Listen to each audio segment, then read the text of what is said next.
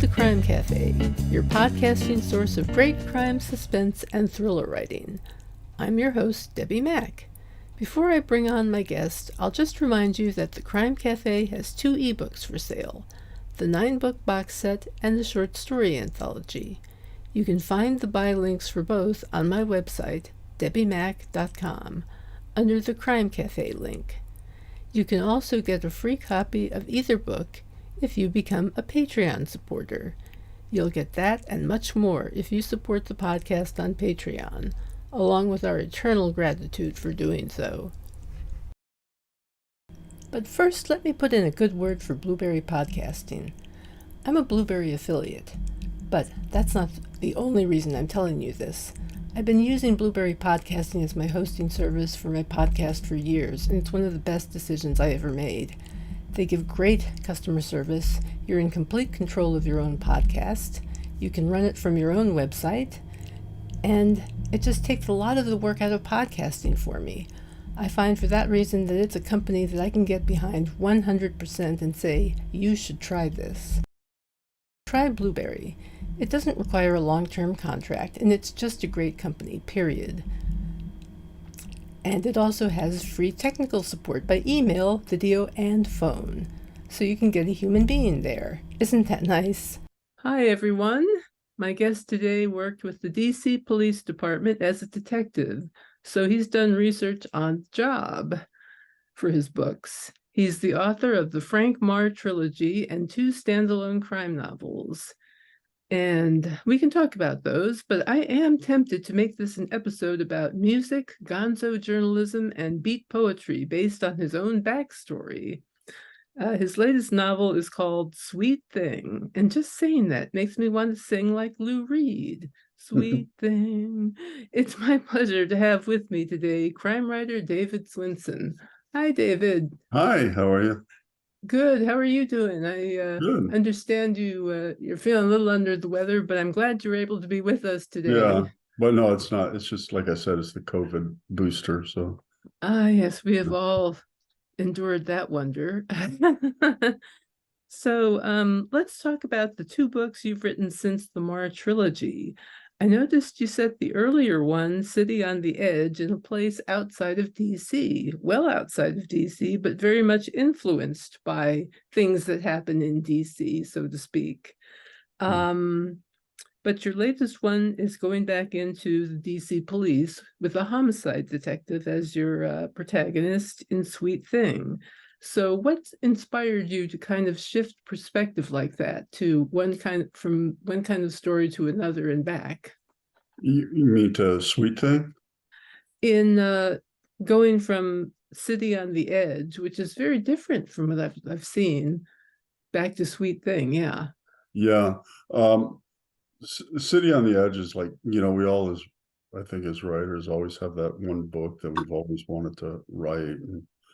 And that had a lot to do with like my history and stuff, although I didn't suffer that kind of loss or witness a murder in Beirut or anything, but I really love that city, Beirut. And I always wanted to use it as a backdrop to a novel. But then I always knew that I have at that time, before I wrote Sweet Thing, I had 2 more, that book and another book that I owe Millholland Little Brown and Company. And so I always knew I'd return to like the detective novel. And speaking of Sweet Thing, I mean, it was, I was listening a lot to, I always make playlists. I was listening a lot to the Waterboys cover of Van Morrison's song Sweet Thing, and that just really inspired me, and I just really wanted to write something about how it can all go wrong, and because I like the whole fallen character type thing, and I like those too, yeah. A complex character, one that you can get behind who isn't perfect. Yeah, no, I don't think I can really write any other kind of character, really. We see so many of our own imperfections, I think, and like to discuss them in a sense. Mhm. Um, let's see. Your latest book mentions Frank Marr, which I thought was interesting. I've just started it, and I got to the part about Frank Marr and his phone. Can you talk about Frank Marr's role, if there is one, in your latest book? Yeah, he has a minor role, but it's a good role. And that was another thing is I sort of wanted to bring back his character as sort of a, you know, not sort of, I mean, as before all the bad stuff happened to him. Yes. And yeah, just see him on the job, as a younger detective at narcotics branch. Um, but I didn't want to give him a big role because it was all about Alexander Blum. Exactly. Yeah. When is this taking place? What year is it in the book? 1999, Okay, right. couple months before Y2K. Uh-huh. Uh-huh. Very interesting. An interesting time. Mhm. I wanted to ask you about research. Did you have to do a lot of research for this book because of the fact that it's based in that year? No, I lived it pretty much, and Mm-hmm. I remember it vividly. I mean, as cops, we all really thought it was going to be the end of the world. And I mean, even our officials did, or it's that night everybody was you know in cars on corners. It was all hands on deck, and we were all in our, as detectives, we were in our offices and, just waiting for it to, slam down, and everything to shut down. And obviously it didn't.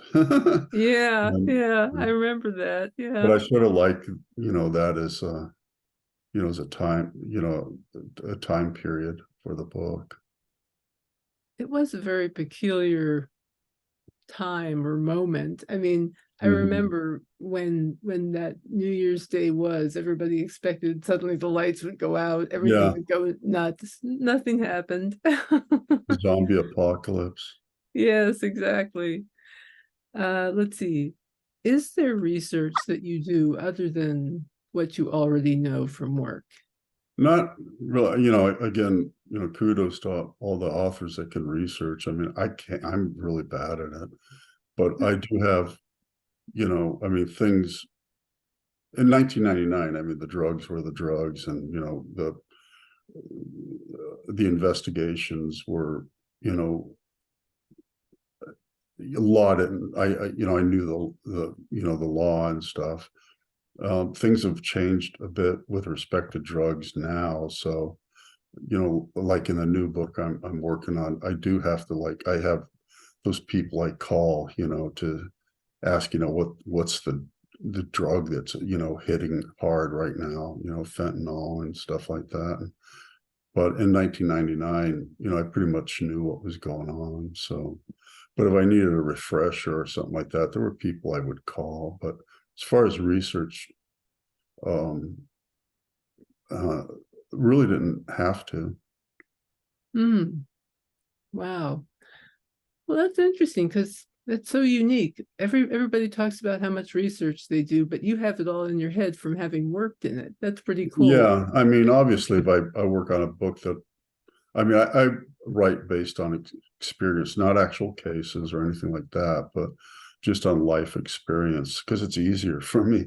Research is so hard, I mean, and it's grueling, and it's like outlining. I don't outline either. And so, because I write by the seat of my pants. And so, I mean, outlining is difficult. I sometimes wish I did outline, but and research, but I just can't. I suppose if I were to ever write something in, the 1800s or something like that, there'd be a heck of a lot of research I'd have to do. Well, I admire your ability to write by the seat of your pants because Thank you. I can't seem to function without some kind of outline, even if it's just a bare bones. Well, I take notes. Notes are basically like my outline. I mean, I take Mm-hmm. tons and tons of notes. Good practice. Um, I've never asked anybody but this, but let me ask you, what do you think motivates people to write about crime? Um, Even before I became a cop, I've always wanted to be a writer, and even before I became a cop, I was always interested in writing about crime and stuff like that. I don't know. I just think that in crime, there's like everything. I mean, like that you want to explore. And it's to me, it's the fallenness of man. I mean, and as a detective, I saw the greatest things and the worst things. So, I mean, that's what you get in crime, in crime writing. And it's not all just crime, I mean, because it's regular life too for the characters. But Mm-hmm.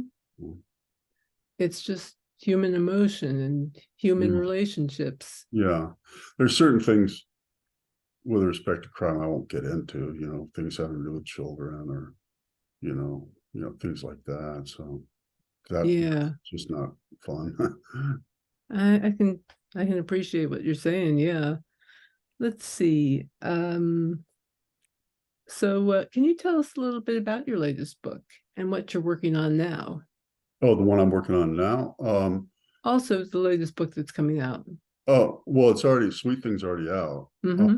It came out on the 7th, and Mm-hmm. um, it's a follows this detective Alexander Blum, who uh, him and his partner Kelly Ryan catch a case, a homicide, and he finds something on his own there that he sort of pockets that um, suggesting that his confidential informant might have some, not, he doesn't know yet, but knows the homicide victim. And so one thing leads into another, and he ends up falling into a really sort of like, what's it? I mean, she's sort of a femme fatale type personality, but um, uh, a relationship with the confidential informant's girlfriend, and just everything goes downhill from there. Yes, I can imagine. Uh, so, shall we talk about Hunter Thompson or having drinks with Timothy Leary and coming up with a movie that actually gets shown in theaters? Well, I had drinks with both of them, but um, you know, Tim Leary, I didn't really have a lot of drinks with. I mean, I um, I had when I was booking concerts at this nightclub called Bogart's Nightclub in Long Beach, California. We had an off night Wednesdays, and I came up with an idea to do evenings of conversation, with again, because I wanted to be an author and all this stuff. So obviously I'll pick authors and poets and you know even like stand up with John Waters and stuff like that. And so we did a couple of shows, and then I remember um, reading Fear and Loathing in Las Vegas, and thinking it'd be really cool to get Hunter S. Thompson there. He'd never ever in his life done a nightclub. And I got a hold of Bill Stanky, who's to this day is one of my good friends, who managed him.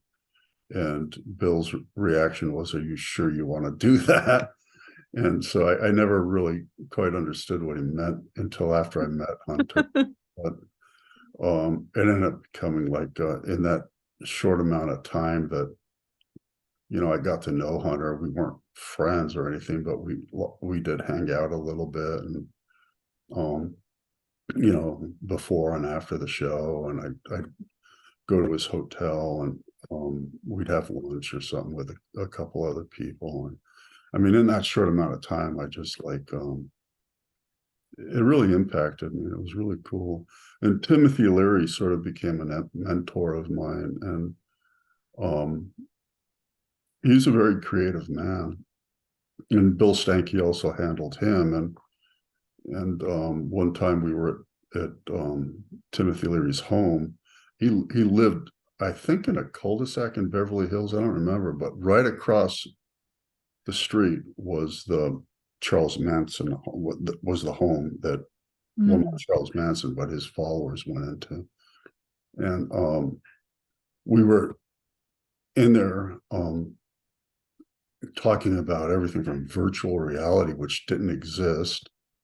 And Timothy would say, there'll come a time, David, where, you might be in New York, and which was prophetic because I'm in New York, and I might be in LA, and we might get together on a computer and play tennis. And I go, nah. Yeah, it's crazy.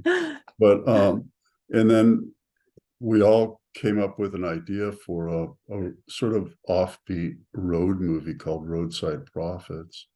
And it ended up, I ended up getting it developed and getting a deal for it. And it became a movie with New Line Cinema, Fine Line New Line Cinema. And Timothy Leary was in it. Hunter S. Thompson was gonna be a sheriff in it, but New Line Cinema said, no way, we're not gonna have him. We're not gonna have drugs on the set.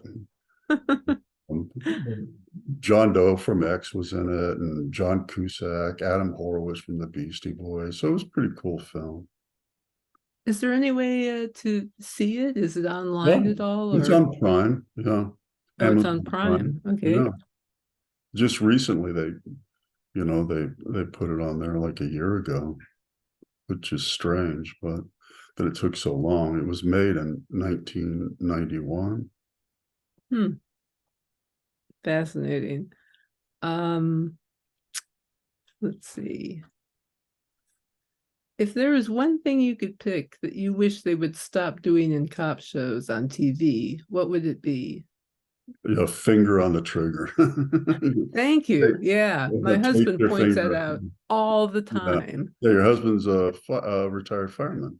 That's right. But yeah, no, that's just, there's a lot of other stuff like touching evidence in a certain way. You can obviously, you have to touch evidence, when you recover it and stuff like that. But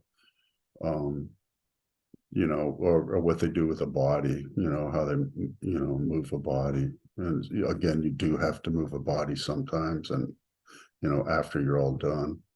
But yeah, there's a lot of things that bother me. I'm the guy you don't want to sit with watching one of those, probably like your husband. You don't want to be watching a crime movie or crime TV show with me. Yeah, I tend to be that way about courtroom stuff. It's like my husband doesn't even want to watch that stuff anymore because he doesn't want to hear me objecting to it throughout. Are you making a speech or asking a question? Yeah, exactly. Okay, yeah. Let's see. What advice would you give to anyone interested in writing for a living? Don't quit your job. Yeah, always, I'm fortunate that I have a pension, but that's the best advice that was given me. I mean, years and years ago. I mean, before I became a cop, because I just wanted to be a writer and, work in retail. And there's nothing wrong with working in retail. And I would never get, I worked in retail, and so I was trying to be a writer. So I had a job.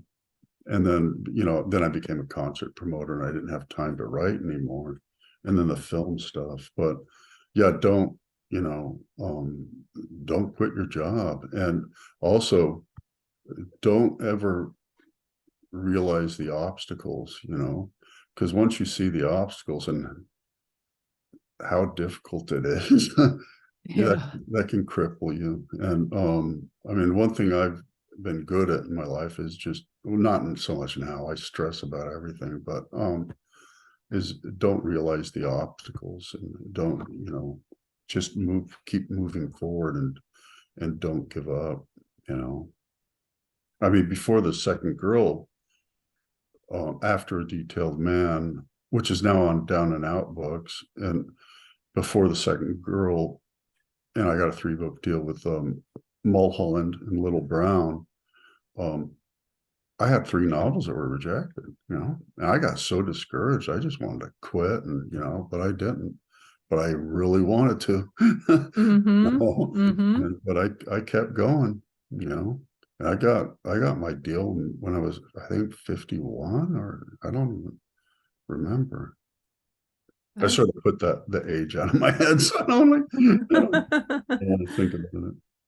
Well, yeah, I'm there with you. It's like I know the feeling of, gosh, why am I doing this? You Mm. do it because you love doing it, Yeah, you basically. don't stop. Keep You doing it. just I you mean, just just keep yeah, going. you keep going, you know.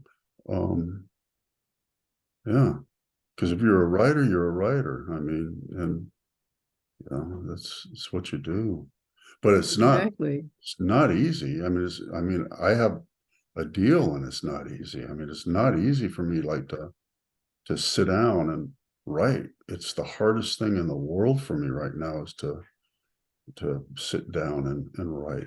But once I, you know, break through, you like 10,000, 15,000 words or whatever, it pretty much rolls for me.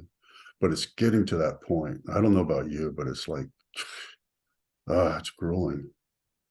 Yeah, I think the getting started on a new project is the hardest Yeah. part of it. Yeah. I don't It's know any like, author that it's not. yeah, I don't know anybody for whom this comes easy. Yeah. Oh, It's maybe Stephen King and James maybe Patterson. Stephen King. Yeah. Yeah, maybe those Stephen King, I guys. wish I could have a little bit of his blood. That would be nice. I wouldn't mind collaborating with Stephen King. That'd be Maybe pretty you and cool. I should get together and collaborate with Stephen King. We Yeah. could write a three-way book. It can be done. It can be done. Um, I believe in the power of collaboration. I'm just big on that now. Now that I'm doing screenwriting, Mhm. screenwriting is very collaborative. Good, Um, man. Mm. hmm? Yeah. Yeah, believe. Oh boy. Um, is there anything else you'd like to? Oh, I would like to ask you if you have a favorite author or one who has particularly inspired your writing. Um, yeah, definitely. And, the Harper Lee, without a doubt. Oh, cool. There's several others, but I mean, that's my go-to book is To Kill a Mockingbird. And um, because it sort of encapsulates, every genre from courtroom drama to to thriller, suspense, and mystery, and social injustice, and I mean everything. And I mean, when I just really need, which I need now, so I should probably pick it up and read it again. I've read it a dozen times, and each time I get something new out of it.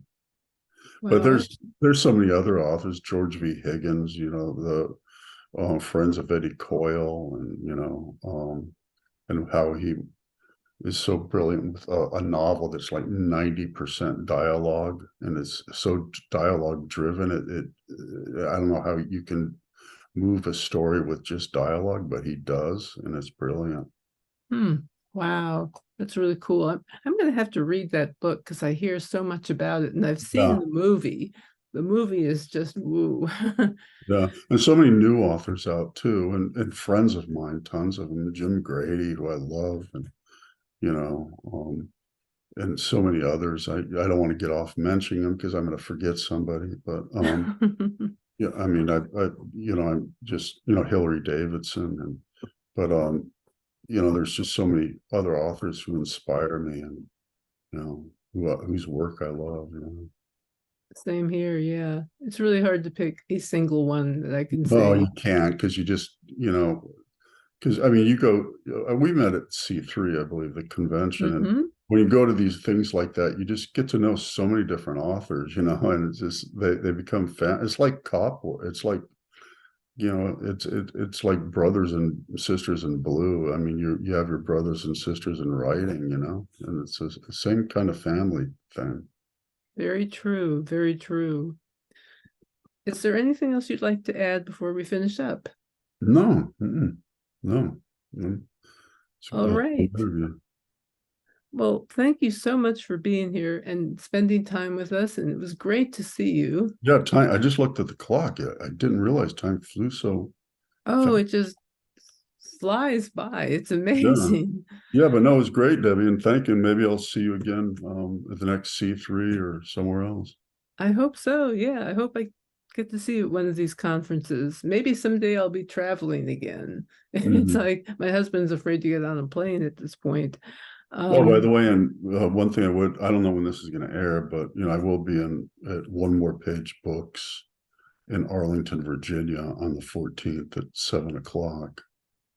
okay, I think we're in the air a little bit after that, Oh, actually. okay. It's no, but that, so I am doing some traveling and I did Mysterious Books in New York City and our bookshop. I mean, How fun. That yeah, is great. things like that. Yeah. Most of my other stuff is just virtual, but yeah, thank you, Debbie. I appreciate it. Sure thing. I'm glad to help out. On that note, let me just say thank you to everyone for listening. If you like the idea of getting an ad-free episode from me, check out my Patreon page. I already have 2 books for sale on my shop there, and at a substantial discount from the norm. And I intend to add some more books that will be discounted if you become a patron. So on that note, I'll just say thank you to my current patrons and to those who follow me on Patreon. Thank you for being there and for your support. And also, as it happens, I'm recording this on the Friday before Veterans Day. So this is a shout out to our veterans. Thank you for your service. Until next time, our guest will be Liz Alterman. Take care and happy reading.